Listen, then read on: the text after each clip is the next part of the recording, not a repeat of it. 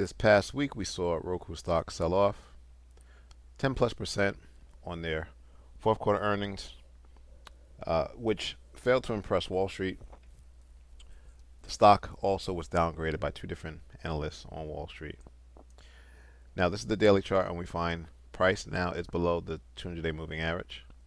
But to put things in perspective, really want to zoom out. And so if you go to the weekly chart, what you can see is price is still in an uptrend,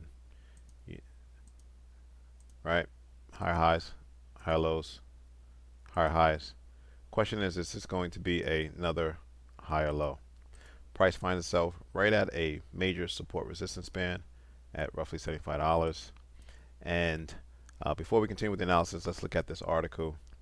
As Cathie Wood just bought the dip, as an FYI, she bought an additional roughly 500,000 shares on Friday before the close.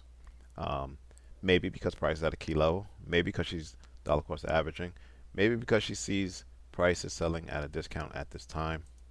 Let's get into the news. So again, Roku reported its fourth quarter earnings, slightly surpassing analyst expectations for revenue, but still posting a loss per share.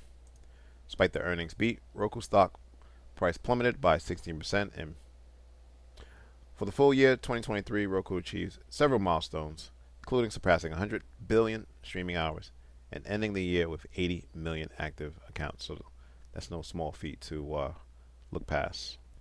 Company's platform revenues saw a double-digit year-over-year increase in both the fourth quarter and the full year. Gross profit for the year rose 1.5 billion, a 6% increase year-over-year, and the company reported positive adjusted EBITDA and free cash flow, achieving their financial goal a year ahead of schedule.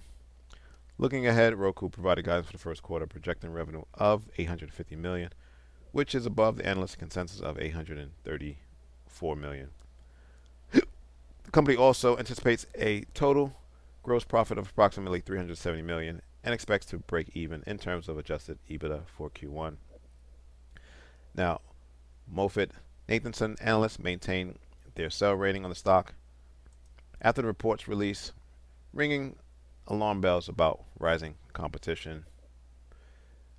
The bearish sentiment is also shared by Oppenheimer analysts, who downgraded Roku from outperform to perform.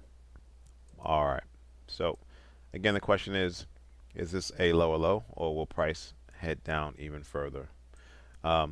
This level is going to serve as support until we actually get a candle close this week, potentially, below the low portion of the band.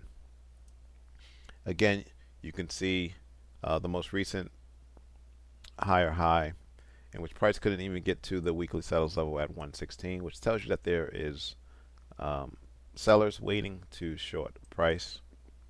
Let's take it down to the daily chart once again. And, this kind of concerns me. This is open space, right? So in between this gap higher and where the candle opened on November 2nd, there are no buyers. So to me, this tells me that price can go lower.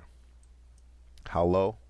Well, the origin of the gap is a good level to target, right? Only time will tell. Again, you have the fundamentals against price. You're starting to have the technicals against price. But again, the trend is still up until this level down to 56 is taken out. And the likelihood that that happening is small. Again, let's go out to the weekly chart. As you can see, you have buyers waiting at that weekly sellers level at $53.